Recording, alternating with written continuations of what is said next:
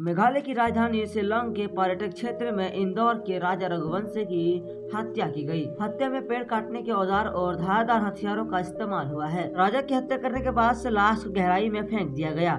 11वें दिन जब राजा की लाश मिली तो पूरी तरीके से सड़ गई थी, बदबू आ रही थी। ऐसे में सवाल है कि क्या पहले से ही तय थी? राजा की हत्या के लिए कहां से कौन सा हथियार लाया गया था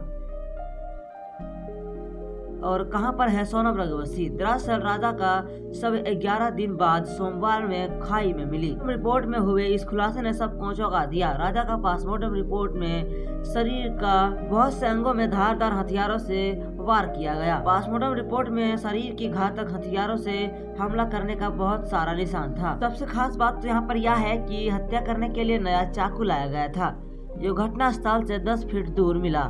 लाश को खाई में फेंकने से पहले शरीर की हड्डियां टूट गई। यह बात शिलोंग एसपी विवेक सिंह ने बताई। शिलोंग में हनीमून मनाने के लिए गए रघुवंशी और पत्नी सोनम 23 मई को लापता हो गए। पुलिस ने राजा की हत्या में इस्तेमाल हथियार भी जब्त किया।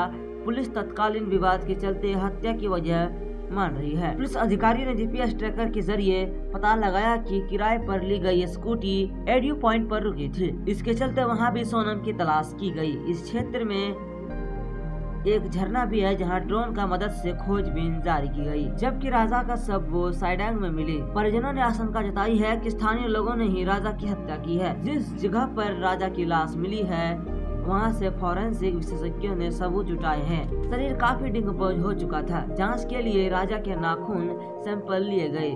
पुलिस अब इस बात का पता लगा रही है कि घटना स्थल से स्कूटी 25 किलोमीटर आगे कैसे चली गई। इतनी दूर स्कूटी को वहां कौन ले गया? आशंका जताई जा रही है कि स्थानीय लोगों के विवाद के बाद राजा को खाई में नीचे फेंक दिया गया और सोनम को बदमाश दूसरा जगह ले गया होगा। पार्किंग स्थल के आसपास रहने वाले लोगों से भी पूछताछ कर रही है।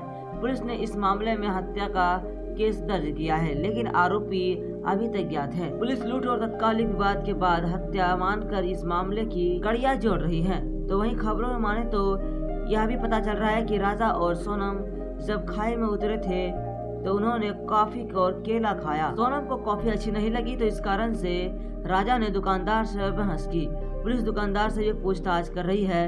राजा के शव के पास एक महिला का सफेद टी शर्ट भी मिला है। पुलिस यह भी पता कर रही है कि क्या टी शर्ट सोनम की है या किसी ने खाई में फेंक दी है। फिलहाल पुलिस का फोकस सोनम को ढूंढने पर है। सोनम के मिल जाने के बाद ही सारी इस केस की पोल खुल चुकेगी और इस कहानी की सारी बात सामने निकल कर आएगी।